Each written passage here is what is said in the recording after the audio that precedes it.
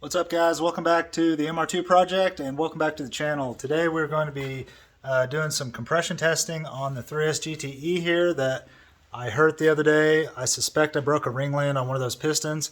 It sprayed oil all over the engine bay. I think it all came out the valve cover breather, I believe.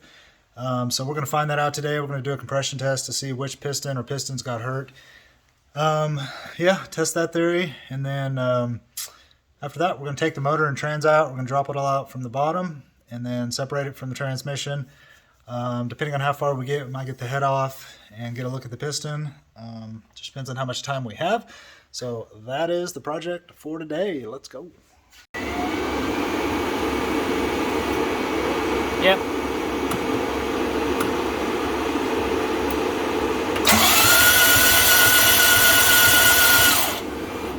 Alright guys, so you saw there in the video, we had good compression on cylinders 1, 2, and 3, and we literally had 0 compression on cylinder number 4. So that is 100% confirmation that we have a piston problem. I don't think there's any possible way that could not be a piston problem. So we're going to go ahead and start tearing down the engine and getting this thing dropped out of here, and we'll update you as we go along.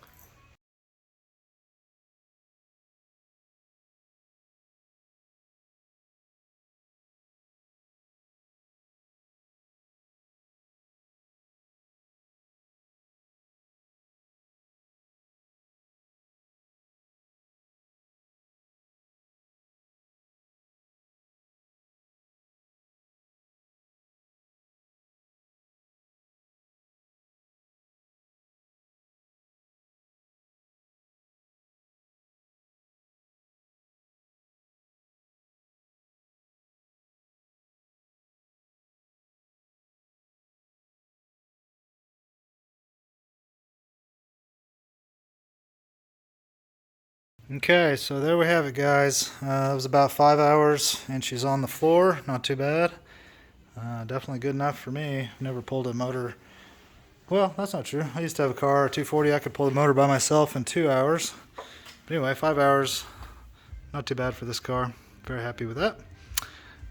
So now the process will be put the cherry picker on this mass, get it off this cart onto the ground, and then I'll separate the engine from the trans.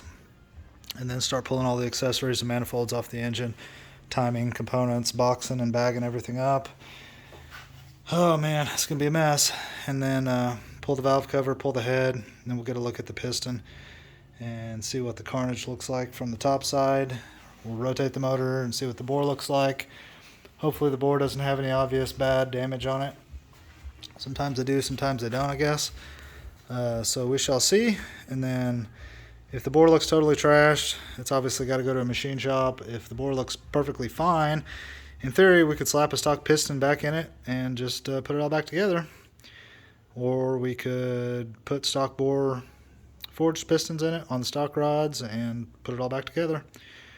Or we could take it all to a machine shop and say, check the bore out, tell me if it needs to be bored up one size, and if so, I'll order the correct pistons, plus rods, bearings, and have him put it all back together. But we won't make those decisions until we get it torn down a little further and see the bore and the piston. But yeah, very happy to have it on the ground in one day. Always feels good to make that kind of milestone on a project like this. So I think we're both pretty tired.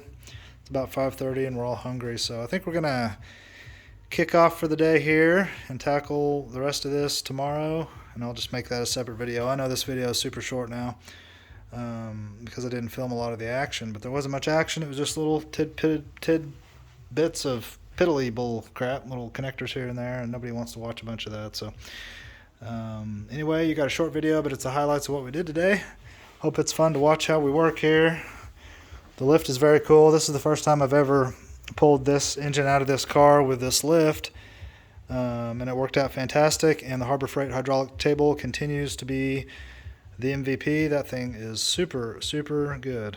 Combine that with the lift, you got a real good combination for the home shop.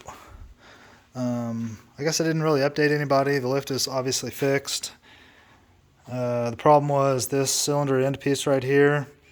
needed to be replaced. This cylinder had somehow unscrewed itself from the end piece and then destroyed the threads on the end piece, ripped the threads all out. So I had to buy a new one of those, take all this apart, replace it. Turned out to be a simple job in the end. It just took a while to get the part and to figure out what the game plan was going to be. So lift is back in action, obviously. But yeah, I think I'm going to go off there and update you guys on what happens next with the engine on the next video. Let me know in the comments below what you think I should do as far as game plan. Should I K-swap it? Should I put a 2G RV6 in it? Should I put a 2AR in it? 5SFE? Well, 5S GTE?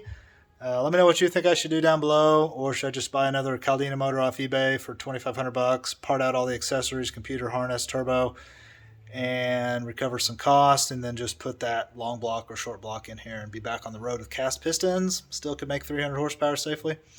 What do you think? Let me know. If you have any questions, let me know. I answer everybody's questions down below. Otherwise, guys, please subscribe to the channel if you like what I'm doing.